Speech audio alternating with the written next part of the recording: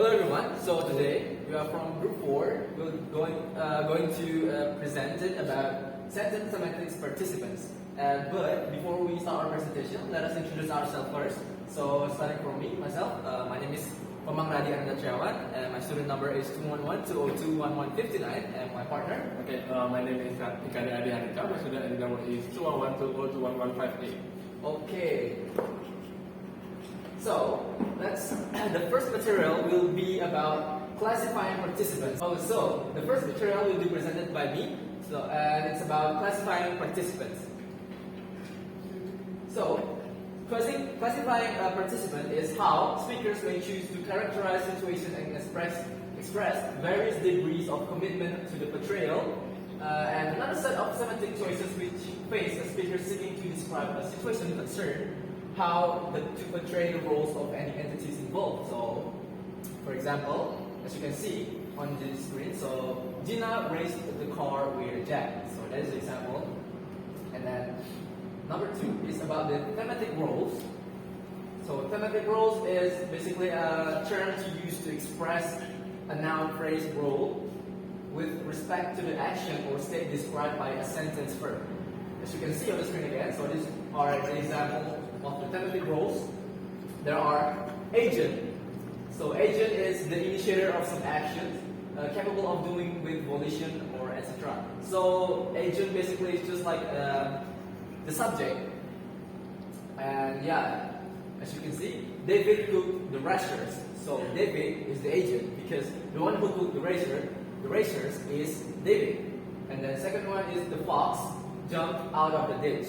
And then the fox is the agent because the one who jumped out of the ditch is the fox. So as simple as that. And then second one is patient. Patient is the entity undergoing the effect of some action after often undergoing some change in state. So the example is Henda cut back these bushes. And then second one is the sun melted the ice. So from there, patient can be included as the undergoing effect of some action, so the effects of some actions. So just like Enda cut back these bushes, so the bushes will change its forms. That's why it's called patient. And then next one is theme. Theme is the entity which is moved by action or whose location is described.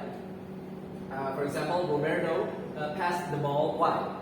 So the ball is moved because Roberto passed it to someone, and then that's why it's called the theme, because theme is, just like what I said, this action or whose location is moved, entity that is moved by action or whose location is described. And the second one is the book is in the library, so that is all about the theme.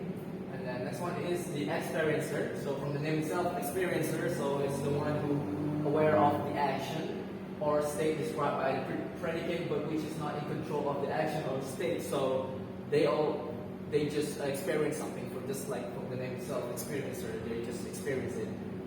So they don't have the control, the ability to control the situations. That's why it's called experiencer. And then first example is Kevin felt ill. So Kevin felt ill. So Kevin cannot control the feeling of ill. That's why Kevin is the experiencer. Because you cannot control illness, something like that. And then second one is also Mary saw the smoke. So Mary cannot control the smoke. That's why Mary just accidentally saw the smoke. So as simple as that. Same with the third example. Lorcan heard the door shut. So Lorcan did not have the ability to control the door shut. So he's not the one who shut the door, something like that. Okay, the next one is the beneficiary. From the name itself, benefits. So this is the entity for whose benefit the action was performed. So the one who get the benefits the most. Just like for example, Robert filled in the form for his grandmother. So his grandmother is the beneficiary because his grandmother has the benefit from Robert because Robert just filled her form, something like that. And then second example is they baked me a cake.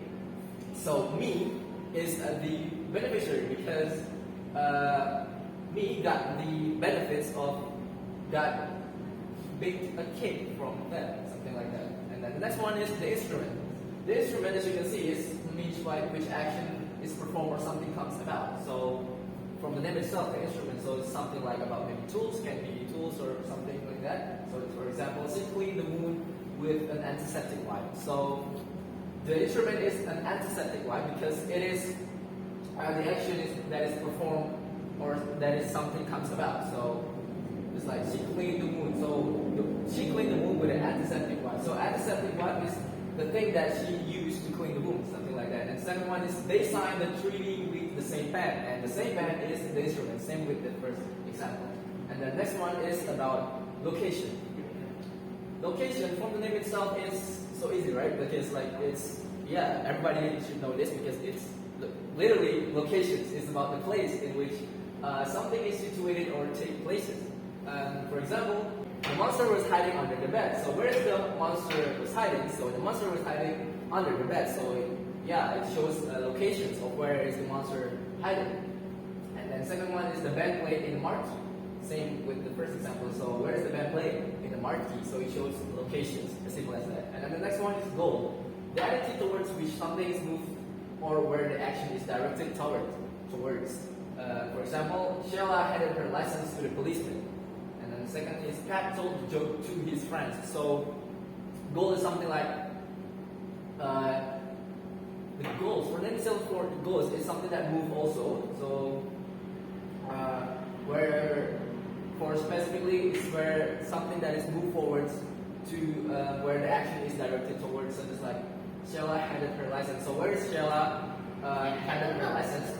Is to the policeman. So that is the goal. So Sheila goal is to hand her license to the policeman.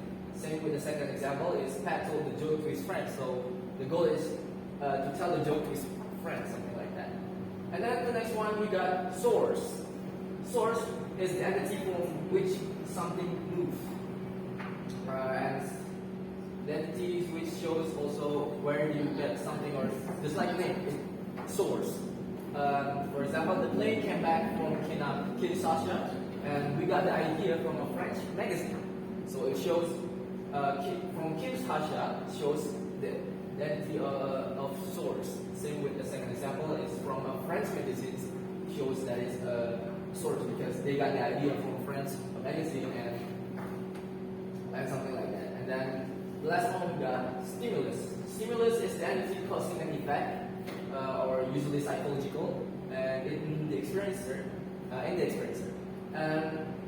For example, Johnny didn't like the cool breeze, and the second one is the noise frightening the passengers. So just like it's stimulus, so that it's causing an effect. So the effect of the cool breeze, John didn't like it.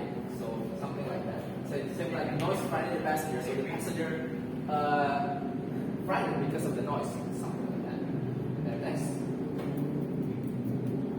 we got grammatical relations and thematic roles.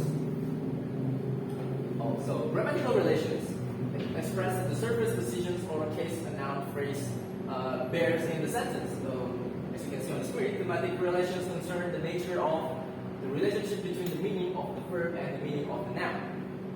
There is a tendency for subjects to be agents, direct objects, repetitions and themes, and instruments to occur as proportional phrases.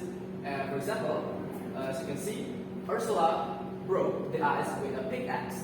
So Ursula is the agent or subject, and the ice is the patient or the direct object, and then a pickaxe is the instrument, so the instrument that they use to break the ice with. So it's a prepositional phrase. And then the second example is the pickaxe broke the ice. So the pickaxe is the instrument or the subject, and then the ice is the direct object. So why it becomes the pickaxe becomes the instrument. And then the third one, the ice broke. The ice broke. It's only two. There's only one entity to which only patience. So the ice is the patience, something like that. So there's no agent and instrument. Next, we got verb and thematic roles grids.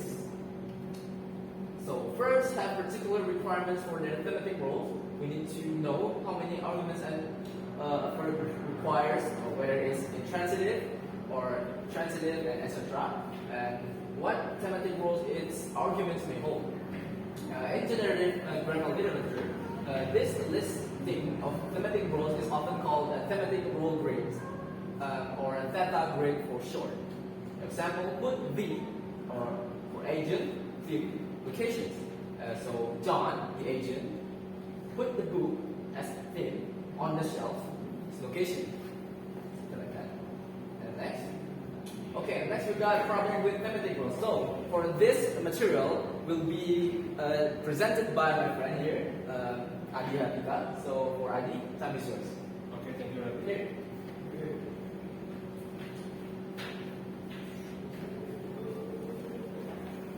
Okay, for the next topic is model problem with semantic rules. So, okay, for first I will explain about limiting particular rules. So, the extreme case will be to identify individual semantic rules for each verb. Thus, it will say that a verb like which gives us two theta roles, operator role and middle role. For example, the child asks the agent, Frank the mirror is asked the patient, with his toy is asked short. For the next is how do we define theta roles in general. So according to Naughty 90 and 91, propose a solution where the theta roles are not semantic primitive, but are defined in terms of entanglements of the predicate. For example, x whether y, x dominates y, x interrogates y. So x is mean that, for example, person A and y is person B. Next is documentation for identifying semantic roles. So linguistics use semantic roles to describe aspects of the interface between semantics and syntax.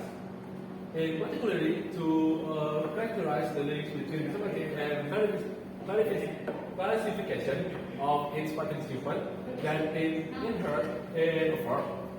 It has a meaning and the grammatical relation is supports. For example, John felt the heat as soon as aircraft door was opened. Next is, okay, for the first, there are four. The first one is the argument selection principle.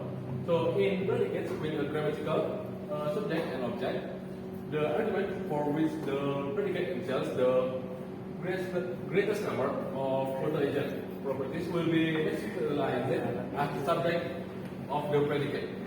For the next is the corollary 1. So if there are two arguments of relation have approximately equal number of entire proto-agent and proto-patient properties, then either or both may be lexicalized as the subject and similarly for the objects. And for the next is the corollary 2. So with a three-place predicate, the non-subject argument having the greater number of entire proto-patient properties will be lexicalized as the object, as the direct object, and the non-subject argument having a favorable entire proto-patient properties will be lexicalized as an oblique or representational object. And for the last is non-distractness. So product rules obviously do not classify the arguments exhaustively. That means that some arguments have neither role, or uniquely that means that they some arguments may share not the same role, or basically that means some arguments does not qualify partially but equally for both proto rules. And for the next is voice. So there are three voices. The first one is the passive voice. So passive voice is the grammatical category of the voice offers that speakers flexibility in viewing the semantic rules. For example, Billy groomed the horse, and the horse were groomed by Billy. So the first is the active voice. Billy grooms the horse, and the second is the passive voice. The horse were groomed by Billy. So they have same meaning but have a different syntax. So for the next is the comparing passive construction across language. So there is a considerable variation around the pattern of the English passive like in the last section. For that is where the agent is demoted from the subject position, and agent role is promoted to subject, and the verb shows that distinct form which agrees with the promoted subject. And for the last is the middle voice. So the middle voice varies from language to language, but a central factor is the middle form. Emphasize that the subject is the verb is that affected by the action described by the verb. And for the last topic is classifiers and the non-class. So in this section, we look at the semantic characterization that are based on inherent properties of that entities, referred by a non-phrase. But many languages have our system for marking how different it fits into a semantic classification system. Okay, so for what I will explain about the classifiers. So non-classifiers are morphemes or lexical words that code characteristics of the referent of the noun. So it is allowing to the speaker to classify the referent according to a system of semantic or conceptual categories. According to Dixon, 1977, described that the noun classifiers of the Australian language or Radi as a closed set of around 20 members, which he divides into two general types. It contains several subtypes. So the first type is the inherent natural classifier, and the second type is function classifier. So for the first inherent natural classifier, there are more types, several subtypes. So for the first is there are human, animals, vegetation, natural objects like stone, and also the artifacts, for example, like canoe. And for the second general types, the function classifier also have his subtype. So those are meat food, non-meat food, drinkable things, movable, habitable, probably noises. For the next is there are, for example, neural classifier which occur when the entity is being content, and positive classifier which occur in constructing, describing position. And for the next, I will explain about non-class. So non-class are agreement-based non-system that are based on semantic classification similar to those seen for classifiers.